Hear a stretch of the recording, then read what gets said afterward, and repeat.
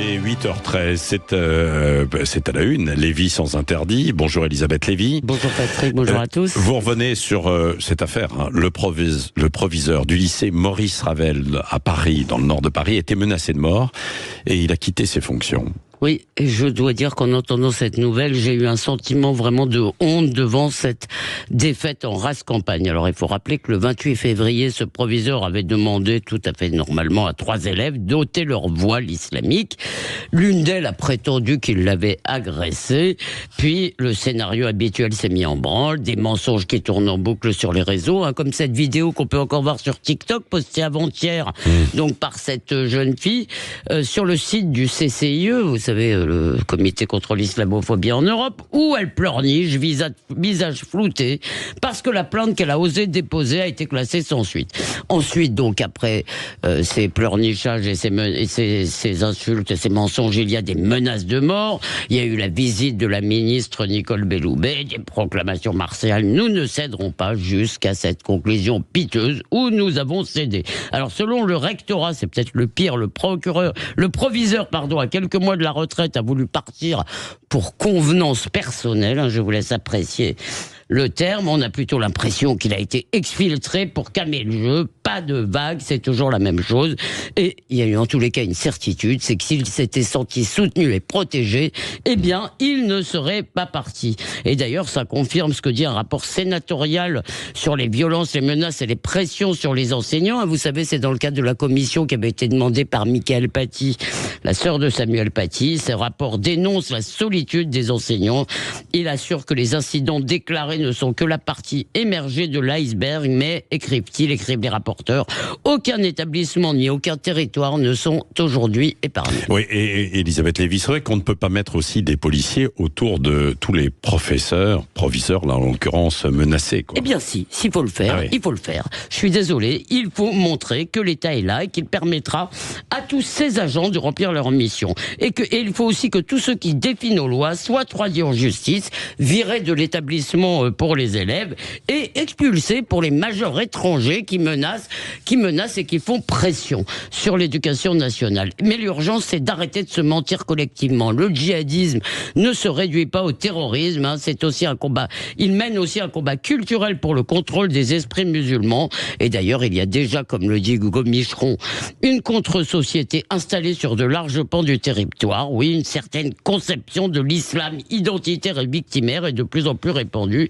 Et si elle progresse, c'est parce que nous sommes faibles et que nous avons peur d'affirmer notre identité collective. Et bien voilà, au sommet de l'État, il faut qu'on définisse des lignes rouges et qu'on adresse un message clair à tout le monde, et notamment à nos concitoyens musulmans. Ce sont évidemment des citoyens comme les autres, ce qui signifie qu'ils doivent respecter la loi et accepter, bon sang, une fois pour toutes, qu'on se moque de leur religion. Sinon, s'ils ne peuvent pas l'accepter, il y a des pays plus accommodants. Et je voudrais vous rappeler qu'en 1962, le premier étudiant noir de l'université du Mississippi allait étudier entouré de soldats. Il y a eu des émeutes, il y a eu des blessés, mais il y a eu aussi des milliers de militaires dépêchés de Washington pour protéger les droits civiques d'un seul homme contre la meute haineuse. Eh bien, Emmanuel Macron devrait s'inspirer du président Kennedy. On ne peut pas rouler des mécaniques face à Poutine et mettre genou à terre devant des gamines endoctrinées. Il y a beaucoup de réactions sur les réseaux sociaux, évidemment, après ça, en disant que on n'a pas suffisamment assuré la sécurité, justement, aussi des proviseurs, qu'on devrait plus les soutenir. Et il y a des questions aussi sur ce que devient la jeune fille qui avait été réprimandée pour ce voile dans cette histoire.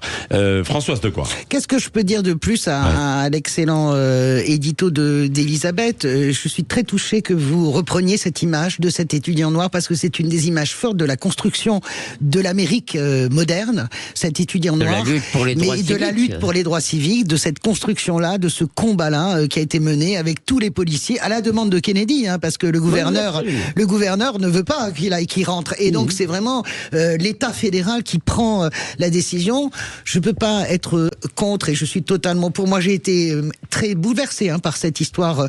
Mon papa était proviseur, et je sais très bien à quel point c'est c'est très difficile ce métier. On parle toujours des professeurs, mais les proviseurs, j'imagine la détresse, en tout cas le chagrin moral de ce chef d'établissement, parce qu'en plus il est chef d'établissement d'un quartier difficile, dans le nord de Paris. Donc c'est quelqu'un aussi qui a une forme... On est quand même à Paris, hein. Non, Le mais 20e, il a quand même, lui aussi, il a eu quand même une forme de sacerdoce en tant que professeur de cet établissement. Ça veut dire surtout qu'il a fait Montreuil, il a fait beaucoup de scènes. C'est ce que je veux dire, c'est que ce que je vois de cet homme, c'est qu'il a une croyance dans la capacité de l'éducation à transformer les vies, hein, à changer les vies. Et cet homme s'en va à la retraite prématurément. J'imagine son désarroi. Je me mets à sa place. Et il n'est pas seul, hein, effectivement, parmi les proviseurs. Il y avait eu au mois de mars, il y a quelques temps, et il y avait eu 160 chefs d'établissement, place de la Sorbonne. C'était des chefs d'établissement de la région parisienne qui faisaient part de leurs préoccupations, de leur malaise. Ils ne savent pas d'ailleurs comment Et je voudrais terminer juste un mot sur votre édito, Elisabeth, au-delà du djihadisme. Je voulais juste vous dire que je suis absolument d'accord avec Elisabeth sur l'idée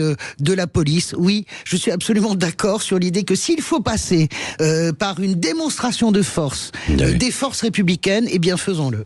Oui, alors d'abord oui, je crois, il y a des pays qui ont récupéré, Nicolas Bavrez le disait hier, il y a des pays qui ont réussi à récupérer, à reprendre la main, comme la Suède, si vous voulez, tout simplement parce qu'ils sont très durs, ils expulsent facilement, alors bien sûr je parle des étrangers, ils condamnent, mais surtout je crois que c'est une question aussi de réprobation sociale. Et là où François, je voudrais un peu pas vous taquiner, c'est pas le mot, sur un sujet pareil, mais si vous voulez, ce qui m'embête un peu, c'est qu'il y a une partie des Français qui refusent toujours de voir la réalité. Il y a toujours un déni sur l'ampleur de notre problème. Tous les jours, non mais il faut à un moment tirer les conséquences de ce qu'on le dit. On peut pas dire que ça existe dans tous les territoires, dans énormément d'établissements, et après dire nous c'est une toute petite minorité. Ces jeunes filles qui considèrent, si vous voulez, qu'elles sont des victimes parce qu'on leur demande de respecter la loi, elles ne sont pas une minorité. C'est une conception de l'islam. Excusez-moi, les sondages le montrent. Je suis navré. C'est une conception de l'islam qui se répand. Si nous ne menons pas ce combat-là, si vous voulez, on ne peut pas. Les baïonnages, comme disait l'autre, on peut tout faire sauf s'asseoir dessus. Personne ne s'assoit dessus. Je pense que d'abord l'année 2015 nous a ouvert collectivement les yeux sur la dangerosité du terrorisme islamiste, l'assassinat, j'ai bien compris, du combat politique mené par l'islam politique. L'assassinat de Samuel Paty a fini d'ouvrir les yeux. Moi, je ne fais pas partie des gens qui voient, comment dirais-je, des islamophobes partout. C'est-à-dire que je pense qu'on a le droit et on peut dire qu'il y a un problème avec une partie, en tout cas, de ces élèves-là. Mais je ne suis pas non plus de ceux qui voient des islamo-gauchistes partout. Moi, je ne suis pas d'accord avec vous quand vous dites c'est l'ensemble des territoires. Je ne suis pas sûr du tout que ce soit l'ensemble des territoires et je ne suis pas sûr que ça représente c'est ce que dit le rapport sénatorial. Mais écoutez, je sais très bien, ok, le rapport sénatorial. Ah bah oui, que ça vous arrange c'est pas ça, c'est pas que ça m'arrange pas, Elisabeth. C'est que je pense qu'on ne peut pas. Il faut de la nuance dans ces sujets, c'est-à-dire que j'ai de la nuance. Je dis qu'il y a une grosse minorité. Et je dis la vérité. Il faut plus que de la nuance. Il faut de la vérité. Il faut lire les études. Il faut lire les livres. Attendez, pardon. Il faut lire les études. Il faut lire les livres. Il faut lire. Tous disent la même chose. Que ce n'est pas une petite minorité qui est séparatiste culturellement. C'est 40% et la moitié des jeunes. Non, mais 40%. Moi, je m'en Non, pardon. Excusez-moi, je vais vous redonner les chiffres. C'est, disons, 30% pour prendre les plus bas. 30% de la population musulmane française et 50% des jeunes. De quoi vous parlez, là? Vous parlez des sondages, vous parlez des enquêtes de l'IFOP, etc. C'est ça dont vous parlez? Non, pas que, excusez-moi. Mais vous ne voulez pas voir. Non, c'est pas que je ne veux pas voir. Non, cette accusation de déni, vous me la collerez pas dessus. C'est pas que je ne veux pas voir. Je veux je voudrais alors, ça mériterait, ça mériterait un vrai débat national.